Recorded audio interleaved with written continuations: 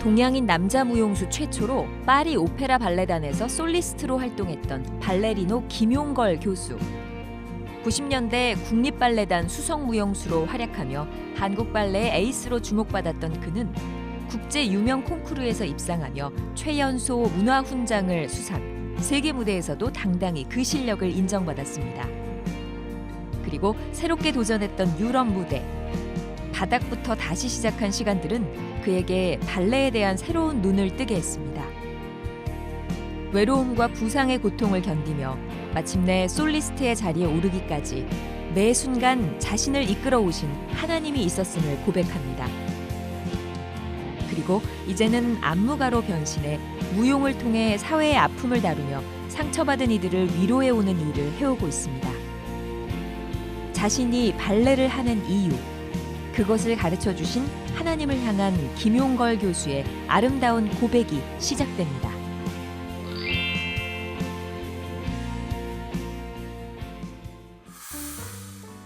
여러분 안녕하십니까? 새롭게 하소서 김학중 목사입니다. 안녕하세요. 전혜진입니다. 하나님이 만드신 인간의 몸이 저렇게 아름다울 수 있을까? 이런 감탄이 나올 때가 있습니다. 네. 무대에서 무용하는 그 무용수들의 모습을 보면 정말로 그 몸, 또 그 아름다워요. 표현 이런 것들이 야, 하나님이 이렇게 아름답게 만드셨구나 네. 이런 생각이 들 때가 있습니다. 그렇습니다. 오늘 모실 분은요, 한국 남자 발레의 레전드로 불리는 분이십니다.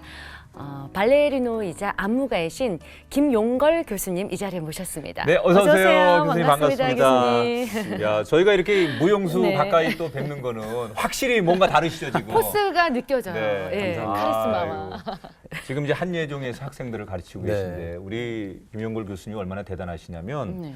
파리 오페라 발레단의 솔리스트 출신이시고요. 네. 그다음에 그것 때문에만은 아니지만 네. 문화 훈장을 네. 네. 타시고 한국을 빛낸 무용 스타에 네. 늘 이렇게 오르시는 분이고요. 네. 여자 발레 우리 강수진 씨 워낙 유명하잖아요. 그렇죠. 그런데 남자 발레에는 우리 김용걸 김용걸 교수님이. 교수님을 빼놓을 수 없다. 그렇죠. 네. 네. 빼놓을 야, 수 이렇게 없다가 나오면 굉장히 아니, 빼놓을 수 없다가 좀 마음 편한 것 같아요. 네. 제가 강수진 씨만큼 어떤 네. 대표하는 게 네. 많이 부족하고. 네. 네. 네. 아니 근데 저는 발레리노들을 보면은 그 공연할 때도 보면은 이렇게 여자 발레리나를 번쩍 들 때 그 네. 힘이 느껴지거든요. 남성 네. 발레리노. 네, 정말 네. 멋있다. 와, 정말 보기 좋다 하는데 네. 발레리노라고 하면 주변 반응이 네. 좀 어떤가요? 지금은 굉장히 많이 좋아졌죠. 예. 옛날 제가 15세 때 발레를 처음 시작을 했을 때는 정말 왜 그런 걸 해? 라고 할 네. 정도로 음. 네, 좀 친구들을 놀리고 네. 심지어는 학교 선생님들도 선생님들도 어제 발레 뭐 배웠냐고 나와서 해보라고 네. 그러셨는데 지금은 아주 당당하게 말할 수 있죠. 하면은 되게 특이한 거 하시고 되게 특별한 거 하시고 네. 되게 궁금해 하시고 네. 그러는 분위기라서 지금은 발레하기 너무 좋죠. 발레 하시는 분들의 여러 가지 이제 화제 공통의 이야기 가운데 하나가 그 강수진 씨의 발레하는 발이 네. 그 사진이 이제 인터넷에 대단하시죠. 올라와서 네네네. 화제가 된 적이 있었어요. 네네네. 그 아름다운 모습이 이 뒤에 숨겨진 네네. 그 정말 발레를 하면서 네. 어떻게 보면 망가진 발. 뭉뚱거리는 발의 모습. 네네. 그래서 사람들이 오히려 너무나 숙연하고 아름답다 이런 네. 표현을 많이 하셨는데 네. 우리 김 교수님께서도 이렇게 지금 뭐 정말 아름다운 외모를 가지고 계신데 발이 그렇게 그런 발이실까? 남자의 발은 그렇게 상처가 날 수 없어요. 아. 왜냐하면 여자들은 아시다시피 토슈즈라는 거 있죠. 네네 이렇게 발끝처럼. 세서. 그 신고 하기 때문에 체중을 다 실어야 되기 때문에 이제 발이 살이 밀리다 보면 뭐 진물이 나기도 하고 발도 분살이 빠지죠. 빠지기도 네. 하고 굉장히 상처가 많이 나는데 남자는 그런 무용수들을 여자 무용수를 잡고 아까 지탱해줘야 말씀하신 되니까. 들고 해줘야 되기 때문에 안 씻습니다. 그래서 아. 다른 쪽으로 좀 더 우리가 체력 강화라든지 헬스라든지 그런 걸 많이 하고요. 남자 무용수들은 대신 그래서 그런 상처는 별로 없죠. 근데 이제 그게 잘못하면 정말 무용을 열심히 하는 사람은 상처가 많고 안 하는 사람은 별로 없다라는 일반인들의 어떤 그런 기준 같은 것들이 네. 우리 직업 무용수들을 조금 불편하게 만드는 네. 게 있죠. 근데 설명을 드리면 다 이해는 하세요. 네. 근데 그 전에 강수인 씨 발을 저도 봤을 때 저도 되게 놀랐었거든요. 아니 어떻게 난 저런 말 처음 보는데. 숨겨진 발만 보다가. 근데 정말로 열심히 하신 분이시죠. 요즘은 젊은 무용수들도 많고 또 인식이 바뀌어서 발레를 많이 접하게 되는데 교수님 어렸을 때만 저희 어렸을 때도 그랬고요. 목사님 어렸을 때도 그랬을 때고 꼭 걸고 넘어져요 저를. 같은 세대 그 발레를 하려면 좀 남자가 무슨 발레하고 아까 그렇죠. 말씀하신 편견이 네. 많았잖아요. 네. 근데 어떻게 발레를 처음 접하게 되셨는지가 궁금합니다. 뭐 저 스스로도 이제 발레에 대한 선입견이 있었죠. 이제 네. 편견. 이게 남자가 이렇게 딱 붙는 네, 타이즈. 타이즈라고 네. 그러죠. 네네. 또 그 중요 부위가 또 이렇게 네. 돌출돼 있어서 네. 제가 그런 발레하는 비디오를 봐도 저런 걸 왜 하지? 그러니까요. 라고 할 정도로. 근데 그걸 저희 어머님이 언니라고 부르는 분이 계셨어요. 네. 그분의 따님이 저랑 나이가 같아가지고 부산 예술고등학교 입학 동기거든요. 네. 그래서 이제 발레계에 대해서 좀 아셨죠, 그분이. 그래서 저희 어머님한테 남자 발레가 좀 더 희귀하고 필요하니까 우리 저 연거를 시키면 어떻겠냐. 네. 그래서 또 저희가 또 마침 아들 넷이었고요. 아들 넷에. 네, 제가 둘째였는데 네. 제가 제일 말을 잘 들었답니다. 제일 저희- 순하셨군요. 네, 뭐 큰형 동생들은 또 덩치도 있고 이래가지고 제가 그냥 낙찰이 됐죠. 희생양으로. 정말 그때 희생양이었습니다. 네, 아니 네. 근데 발레 하라 해도 선뜻 나 하겠다고 하진 않았을 것 같아요. 그때는 안 했죠. 네. 몇 학년 때, 몇 살 때였습니까? 중학교 2학년 겨울방학 때였던 것 어유 같아요. 그러면 한창 사춘기인데. 좀 아, 정말 네네. 방황하는 시기. 한참 친구들하고 막 놀 터프하게 때. 놀고 네. 그럴 때였죠. 근데 저희 어머님이 굉장히 엄하셔가지고 아들 넷을 이렇게 매로 좀 키우셨거든요. 강하게 그래서 키우셨군요. 어머님 눈도 저희들이 못 쳐다봤었어요. 무서워서. 그런 어머님이 아주 저를 이제 다독이면서 네, 부드럽게. 네, 그래서 발레를 해보지 않겠니 하셔가지고 어쩔 수 없이 했죠. 어쩔 수 없이. 너무 무서워서 어머님. 너무 무서워서. 근데 하다 보니까 너무 아닌 거예요. 네. 학원에는 여자들밖에 없고 여자들도 저를 보고 막 웃더라고요. 네. 남자가 왔다고. 너무 부끄러워서 못 하겠더라고요. 네. 그래서 학원도 안 가고 뭐 학원비 주시는 것도 제가 그냥 다 써버리고 막 그랬는데 이제 그런 무서운 어머님이 되게 막 무릎 꿇고 우시고 막 그러시더라고요. 아, 어머니께서 왜 그렇게 그랬을까요, 우리 정말? 교수님 발레하는 걸 그렇게 애착을 가지셨어요? 어머님이 그때 저 나이죠. 15세, 6세 그때 한국 무용을 조금 접하셨던 기억이 어머니께서. 있는데 어머님 무용을 하셨군요. 네, 근데 전공을 하신 건 아닌데요. 네. 저희 그 외할아버지께서 너무 반대하셔가지고 너무 어쩔 수 없이 포기했죠. 그 마음이 있으셨던 것 같아요. 못다 이런 꿈이 있으셨군요. 그걸 저한테 이제 네, 아들 넷 중에 제가 그래서 네. 어떻게 이제 하게 됐습니다. 네. 그래서 부산 예술고등학교를 입학을 해서 가서 더 열심히 하게 됐죠. 네. 네. 근데 이렇게 발레를 좋아하게 된 계기가 있으셨나요? 네. 그래서 남자 숫자도 많이 모자라고 네. 발레하는 사람이 네. 그래서 운이 좋아서 부산 예고에 입학을 했습니다. 네. 했고 거기 있던 남자 2명의 선배가 있었는데요. 네. 제가 학원에서 보지 못했던 다른 발레를 하시더라고요. 네. 이미 멋지네. 선배니까. 그렇죠. 네. 네. 남자 발레는 다르더라고요. 네. 막 뛰고 돌면서 멋있게. 네. 그 멋있음에 제가 더 흥미를 느낀 것 같아요. 그러면 이제 그 예고에 가서는 내가 이제 발레를 계속 해도 되겠구나라는 확신이 드신 거예요. 확신보다는 제가 솔직히 좀 부끄러운 말이지만 초중학교를 나오면서 부모님들을 기쁘게 해드린 기억이 별로 없어요. 부모님들 기쁘게 해드리는 건 좋은 성적을 얻어서 네. 상장 같은 거죠. 네. 근데 제가 발레를 하면서 예술고등학교에 가서 대회를 나가서 입상을 하고 했더니 입상을 하더라고요. 제가 상이라는 걸 받더라고요. 그때 저도 기뻤지만 제 부모님도 너무 기뻐하셔가지고 아, 이게 나도 기쁘고 부모님도 기쁘다면 이거 내 일이구나. 뭐 그렇게 하면서 시작됐던 것 같아요. 네. 정말 노력하셨을 거라는 생각이 들어요. 글쎄. 왜냐하면 아까 말씀하셨던 대로 뭐 파리 콩쿨, 또 모스크바 콩쿨도 상타셨다고 네. 들었어요. 그리고 국립발레단 수석 무용수로 또 활동하셨다고 들었는데 네. 그게 쉬운 자리가 아니잖아요. 그럼요. 어떻게 그렇게? 운도 많이 따랐고요. 또 제가 예고를 졸업을 하고 성균관대학교 무용학과를 입학을 했는데 네. 그때 있으면서 그 당시도 남자 무용수가 되게 귀했었어요. 그래서 국립발레단에서 객원 무용수를 많이 제가 1, 2, 3, 4학년 때 항상 가서 학생 때 네, 있었거든요. 학생 때. 그러다 보니까 그 발레단도 저에 대해서 많이 알고 있었고 네. 저도 되게 친숙해졌고 그러면서 졸업하고 발레단과 되게 가까워지게 되고 입단도 자연스럽게 하게 되고 또 역할도 잘 받게 되다 보니까 그런 기회도 더 얻게 되고 네 그랬던 것 같아요. 그 사실 굉장히 이제 화려한 이력도 가지고 계시고 네. 지금 또 많은 후학들을 가르치는 이제 교수님으로 현역에서 활동하시는데 이러한 삶의 뒤에는 우리 김 교수님에게 신앙의 힘, 하나님 앞에 기도하는 힘이 있었다고 얘기를 들었습니다. 네. 신앙생활은 언제 어떻게 하시게 됐습니까? 제가 성균관대학교를 입학을 하기 위해서 서울로 왔죠. 네. 상경을 했을 때 이 서울이라는 도시가 저한테 주는 너무 대단한 도시였어요, 저한테는. 첫인상이. 요즘 부산도 네. 대단한데. 근데 지금 많이 대단해졌는데 네. 그 당시 1990년, 91년이었죠. 너무나 달랐었어요. 그때 학교 입학은 했지만 많이 외로웠고 낯설었고 그럴 때 제가 우연히 봤던 곳이 이제 소망교회였었는데요. 네. 수요일 날 밤 예배였던 것 같아요. 네. 우연히 지나가다가 봤었는데 그날 목사님 말씀이 저를 굉장히 감동을 시켰죠. 네. 예. 근데 그때 가서 말씀 듣고 너무 좋아가지고 일주일에 한 번 항상 갔었죠. 근데 제가 되게 많이 치유받았어요. 되게 위로받고. 뭐 좀 비유는 그렇지만 학교에서 듣는 그런 강의 이상으로 훨씬 더 제 삶에 대해서 많은 걸 채워주시더라고요. 네. 그래서 자연스럽게 못해도 일주일에 한 번은 하나님을 믿기 위해서라기보다는 제가 좀 위로받고 싶어서 위로받고 싶어서. 갔던 것 같아요. 외로웠으니까. 그 일주일에 한 번이지만 교회를 다니면서 제가 생겼던 습관은 네. 모든 사고방식, 행동에 있어서 그 하기 이전에 하나님이라면 어떤 결정을 내릴까? 그분이 지금 나를 보고 있으면 내가 어떻게 해야 되지? 이런 습관이 생겼던 것 같아요.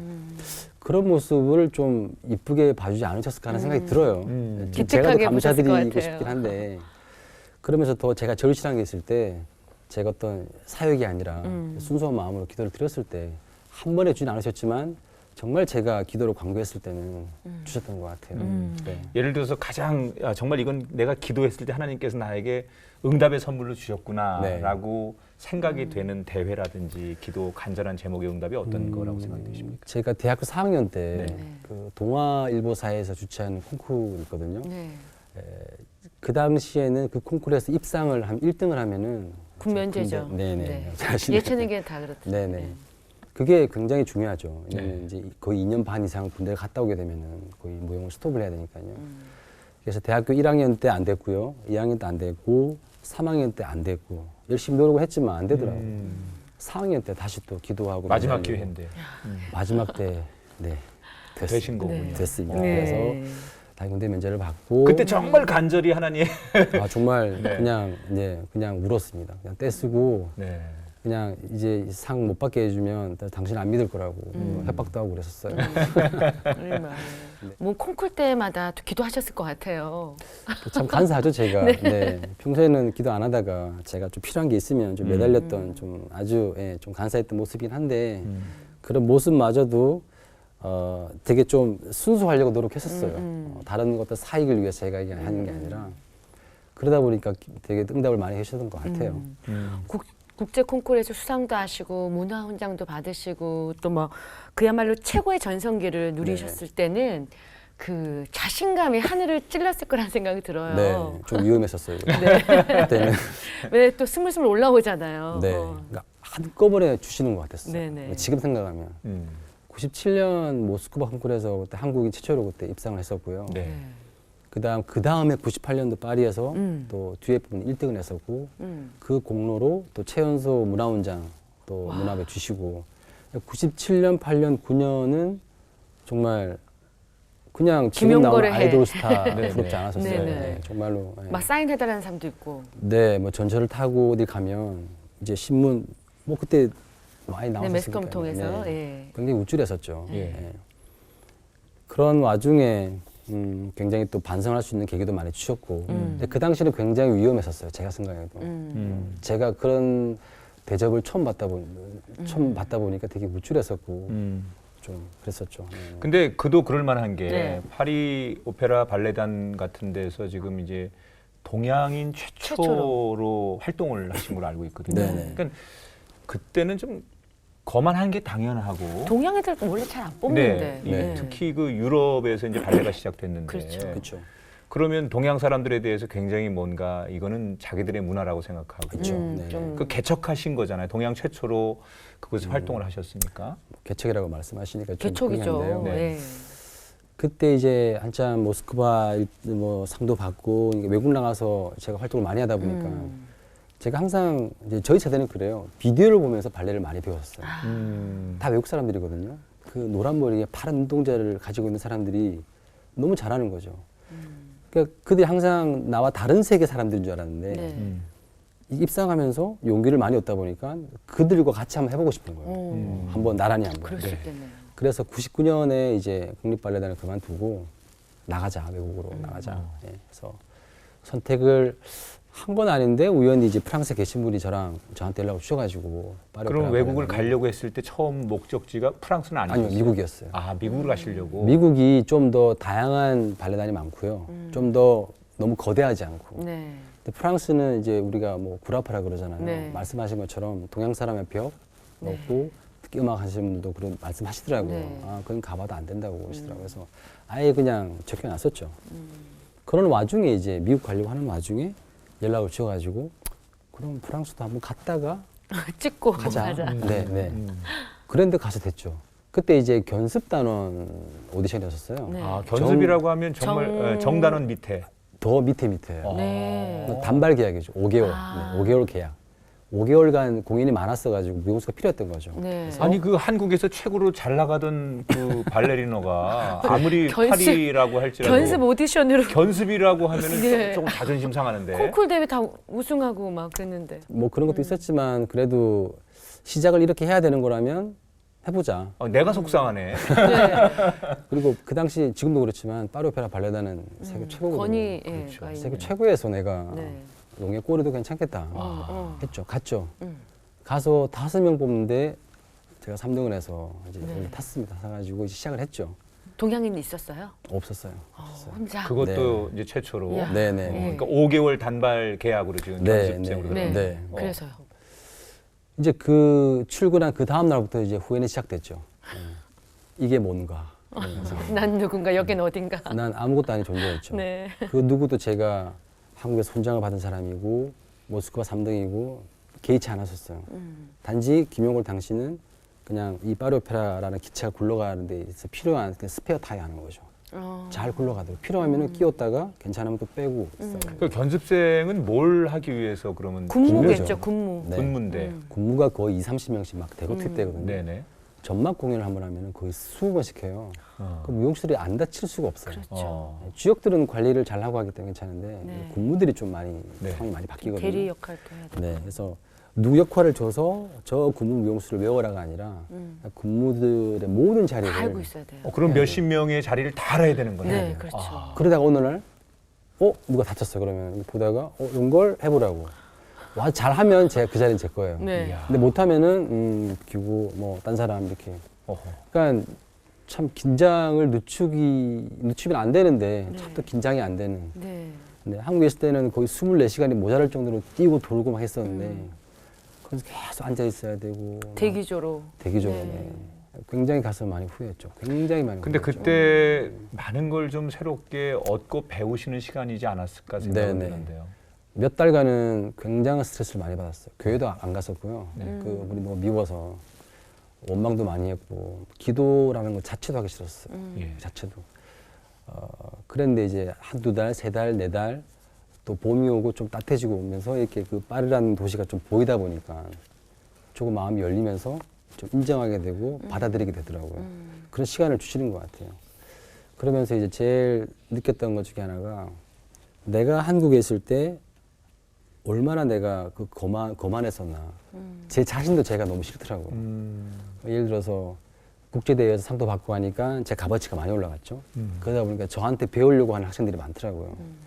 학부형들까지 전화가 와서 개인 레슨 해달라. 그래서 저는 심지어는 저는 개인 레슨비가 얼마라고 되게 비싸게 불러요. 네. 제가 나는 비싸니까. 그럼 해주겠다고 하세요. 그걸 다 받았죠. 네. 이게 그 당시도 몇백이 됐었는데 그런 것들이 너무 부끄러웠어요. 너무 부끄러웠어요. 너무 아프고 그래서 저도 이런 자리에 처음 얘기하는 건데 그 학부모님한테 돈 다 돌려드렸어요. 파리에 가서. 제가 받은 월급으로 다 보내드리고 당신 덕분에 제가 또 다른 걸 배웠다고 너무 반성한다. 하지만 당신이 자식을 사랑하는 그 마음 너무 제가 배웠고 네. 이건 제가 더 그런 가르침을 받은 거니까 제가 돌려드리는 거라고. 깜짝 놀라셨겠어요, 그 부모님은. 뭐 그러셨겠죠. 네. 그래서 그러고 나니까 훨씬 마음이 너무 가벼웠었어요.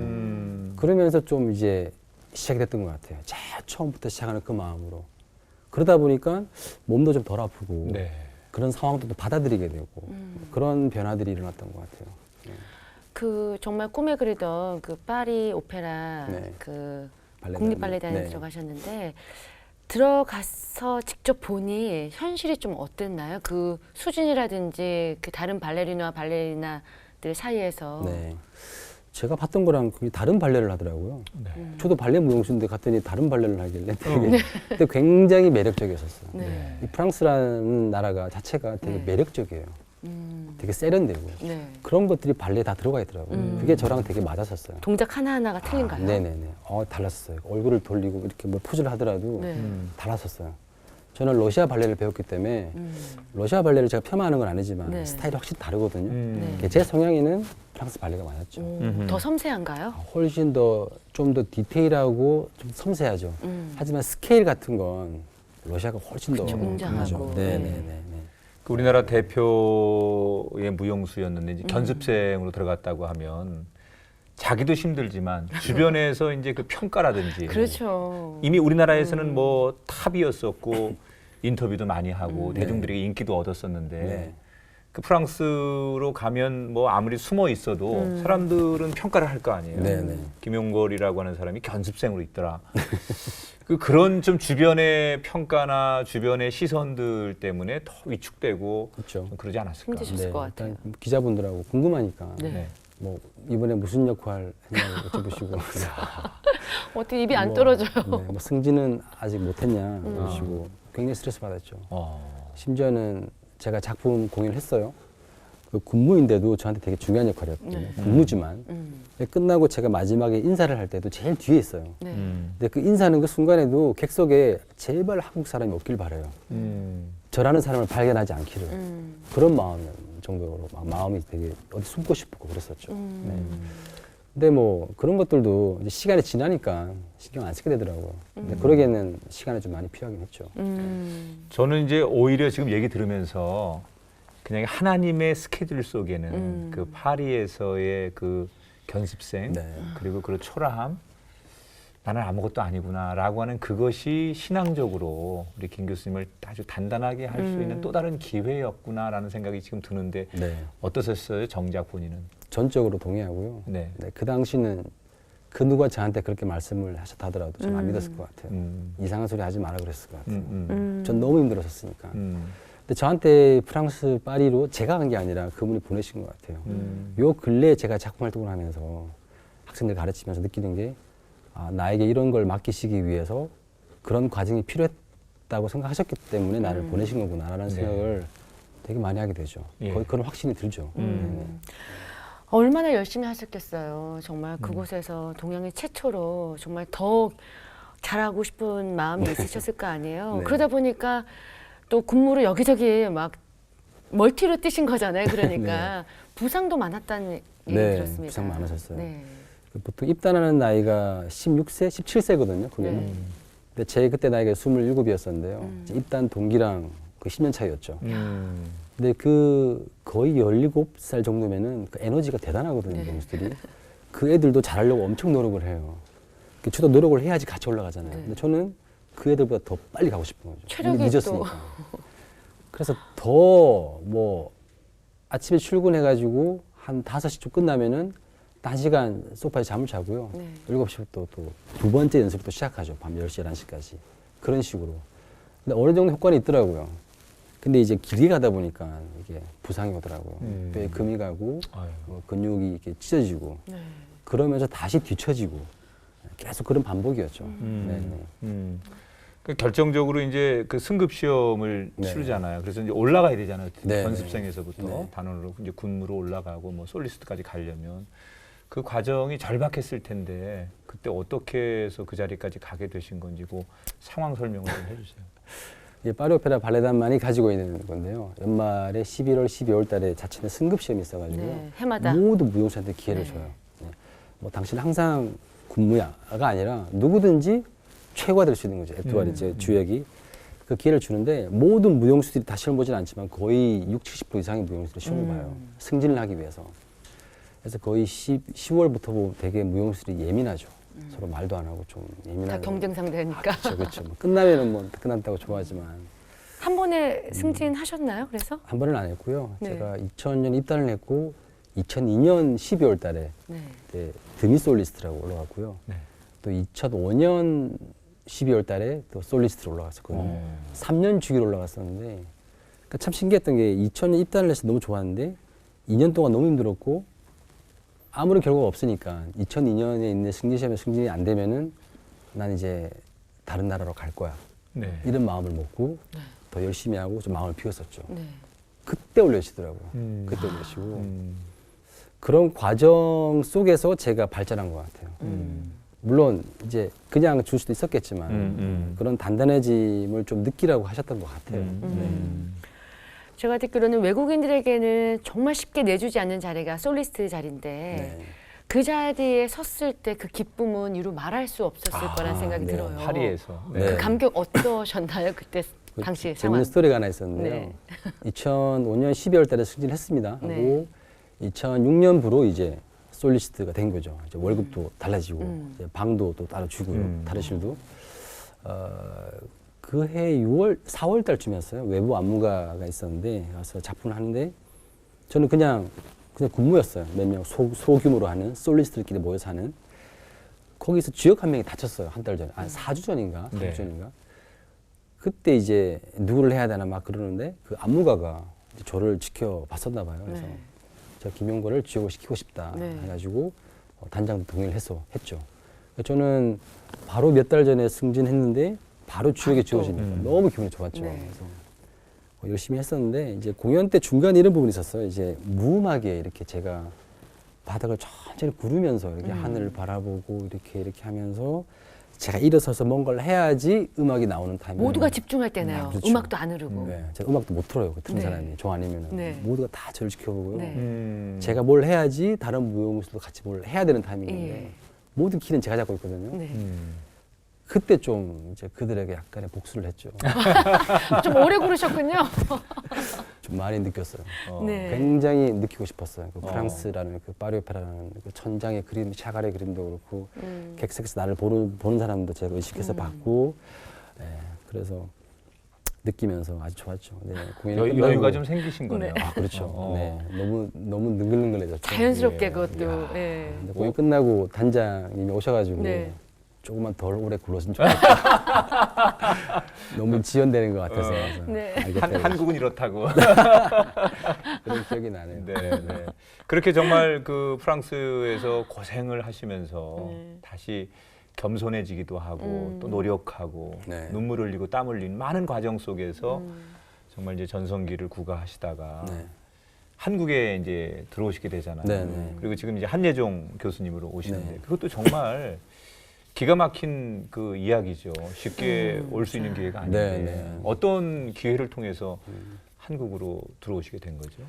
그때가 2008년 1월 달인가 그랬었는데 제가 연습하다가 이 종아리 근육이 이렇게 많이 찢어져가지고 거의 한 4개월 정도를 무용을 못할 때였었어요. 네. 그때 처음으로 이제 제 먼 미래에 대해서 한번 생각을 하게 됐죠. 그랬을 때 제가 파리 오페라 발레단은 42세가 되면 무조건 정년으로 그만두고 나와야 되거든요. 네. 그때 나이 제가 35, 6쯤이었는데 한 6년 뒤에 내가 계속 있다가 정년을 할까 아니면은 그 전에 한국을 돌아갈까? 그런 고민을 굉장히 많이 할 때였어요. 네. 그 4개월 동안.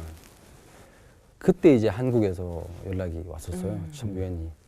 그래서 한예종에서 저를 이렇게 특채로 하고 싶다고 그래서 그 당시 한예종이 굉장히 유명했죠. 지금도 그렇지만. 지금도 그렇죠. 네네. 네. 최고의. 네. 그래서 내가 파리 오페라 무용수를 그만두고 가서 지도자의 길을 걸을 만큼 어떤 그런 곳이라는 느낌이 들더라고요. 그만한 가치가 있고 도전해보고 싶고. 그때 처음 이제 학교에서 제안을 받았을 때 느꼈던 게, 거기를 보내려고 하나님이 나를 여기 보내신 건 아닐까.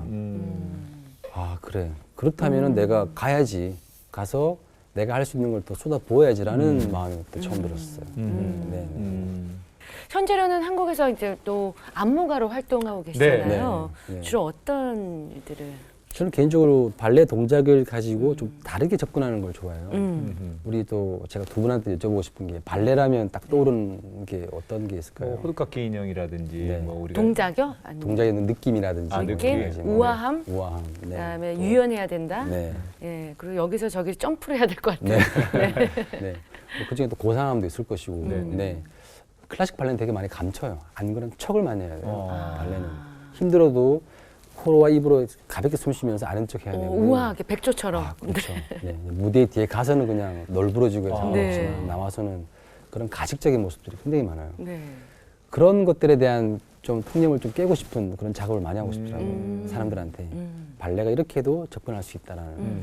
그래서 현대 발레죠. 이제 좀 더 조명을 어둡게 해서 무용수의 라인을 보여줄 수 있는 네.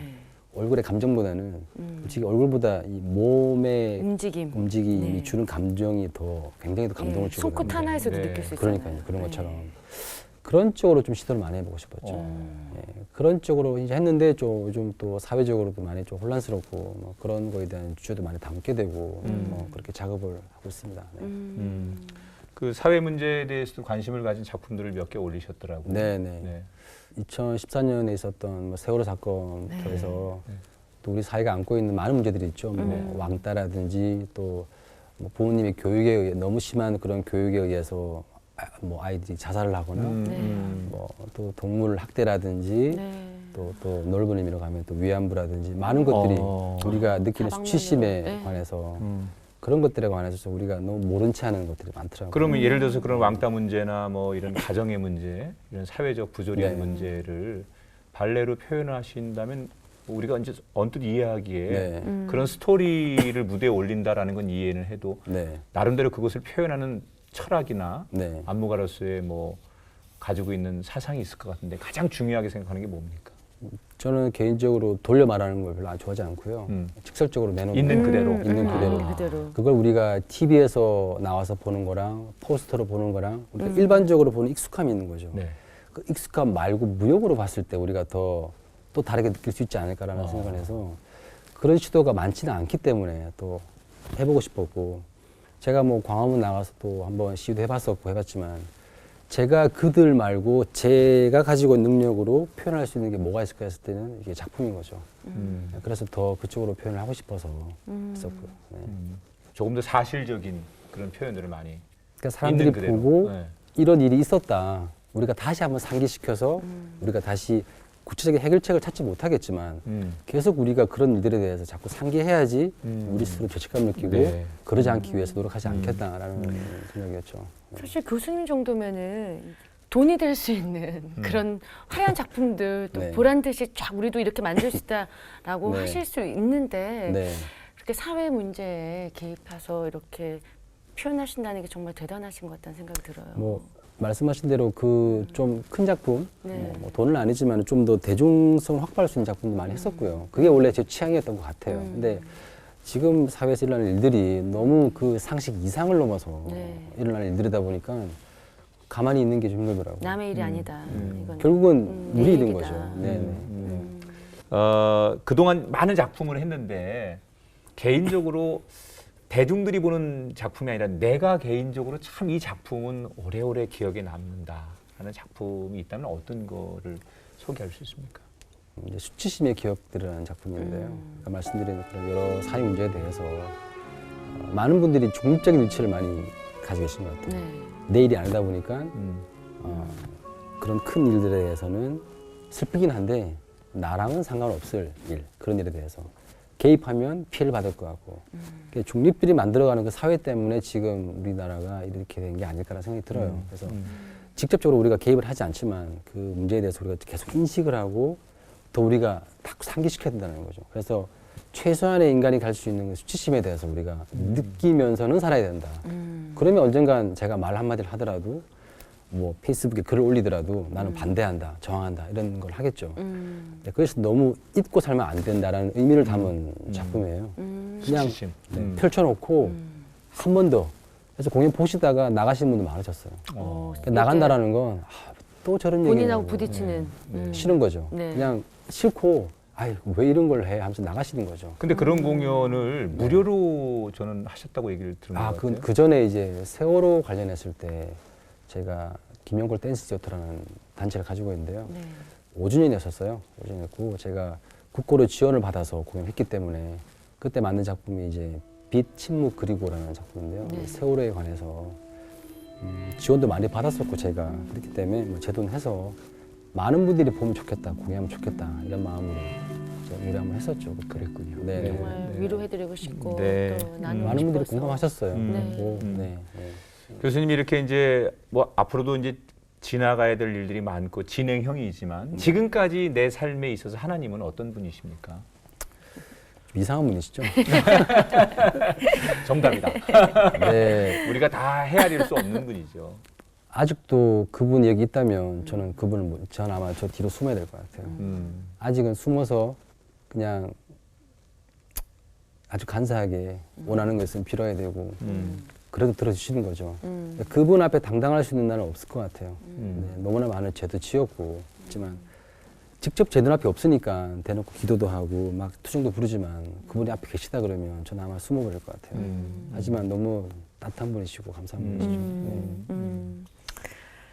저는 이제 오늘 이렇게 물론 한국을 빛낸 자랑스러운 무용수이기도 하지만 하나님 앞에 네. 있는 그대로를 표현할 줄 아는 네. 저는 아직도 숨어야 되는 존재입니다라고 말할 수 있는 것. 네. 그건 역시 또 하나님이 정말 기뻐하는 한 사람일 거라는 생각이 들고요. 네. 우리의 사실 솔직한 고백이 돼야 되는데 우리는 때로는 하나님 앞에 너무 많은 걸 이제 감추잖아요. 근데 그런 모습들이 오늘 우리에게 또 다른 은혜와 감동으로 다가왔거든요. 여러 가지 또 나름대로의 계획도 있고 꿈이 있을 것 같은데 네. 기도 제목과 함께 어떤 계획들이 있으신지 나눠주시죠. 저는 이런 사회적인 문제를 담은 작품도 하긴 해야 되겠지만 솔직히 안 하고 싶어요. 제가 너무 아프더라고요. 좀 더 학생들하고 막 밝은 작품 있죠. 그리고 많은 사람들이 보고 같이 행복해하고 즐길 수 있는 작품을 많이 만들고 싶어요. 근데 이런 상황이 된다면 또 제가 예술가로서 행동을 해야 되겠지만 그래서 그런 작품을 통해서 사람들이 되게 그냥 무용이라는 자체를 보고 되게 행복했으면 좋겠어요. 너무 그냥 본인의 인생이 너무 즐겁고 감사하고 어떤 예술가의 작품을 통해서 그래서 아마 올해도 그렇고 올해는 제가 춤을 많이 좀 추는 계획을 가지고 있고요. 좀 밝은 쪽으로 하고 많은 사람들한테 좀 희망과 또 즐거움을 줄 수 있는 그런 작품을 많이 해가지고 또 그들을 기쁘게 해드리고 또 하나님도 그런 모습을 보시고 또 기뻐해 줬으면 하는 바람이 있죠. 네. 사실 우리 사회가 하나님께 다양한 걸 만드셨잖아요. 네. 그 다양한 것을 통해서 하나님을 기쁘게 하고 서로를 서로 위로할 수 있는 네, 그런 네. 세상을 하나님께서 원하시기 때문에 네. 또 그런 발레를 통해서 몸동작을 통해서 세상을 기쁘게 하고 누군가를 위로하는 일, 그건 하나님이 가장 원하시는 일이 아닐까 생각합니다. 네. 정말 이렇게 앞서가신 분들이 있었기 때문에 우리나라 그러니까요. 이제 발레 하시는 분들이 세계적인 아주 그런 든든합니다. 수준으로 많이 올라섰는데 감사합니다. 네. 더욱더 네. 맡은 자리에서 귀한 자리에서 하나님께도 기쁨이 되고 우리에게도 소망이 되는 네. 그런 분이 되어주시길 저희가 응원하고 기도하겠습니다. 네. 네. 오늘 함께 해줘서 감사합니다. 고맙습니다. 네. 감사합니다. 네. 네, 아픈 만큼 성숙해진다는 말이 있잖아요. 이렇게 힘들고 아픈 시간이 있었지만 그 터널을 지나와 보니 보이지 않게 자기도 모르게 믿음과 실력이 성장해 있었다고 고백하신 김용돌 교수님이셨습니다. 하나님께서는 우리를 훈련시켜서 정금같이 나오도록 사용하시기 위해서 그렇게 그 시간을 기다려 주신 게 아닌가 싶습니다. 네, 최고의 발레리노에서 안무가까지 그 과정의 이야기를 들었는데 지금의 그 화려한 자리에 오기까지 많은 바닥을 경험하신 이야기를 우리가 눈여겨봐야 될 것 같습니다. 네. 그런데 그 바닥이 있었기 때문에 하나님을 알게 되고 겸손하게 되고 결국 그때는 나에게 고통이었지만 그 바닥과 고통이 없었다면 지금이 없었다라고 하는 김용걸 교수님의 고백은 우리의 고백이기도 하고 우리의 삶의 여정이라고도 생각합니다. 혹시 지금 여러분들이 삶의 바닥과 고통을 경험하고 계신다면 그것 때문에 언젠가 정금과 같이 여러분이 다시 태어난다는 것을 기억하신다면 꼭 이길 수 있으리라는 생각이 듭니다. 네. 소망을 가지고 힘내시라는 말씀을 보내드리고 싶습니다.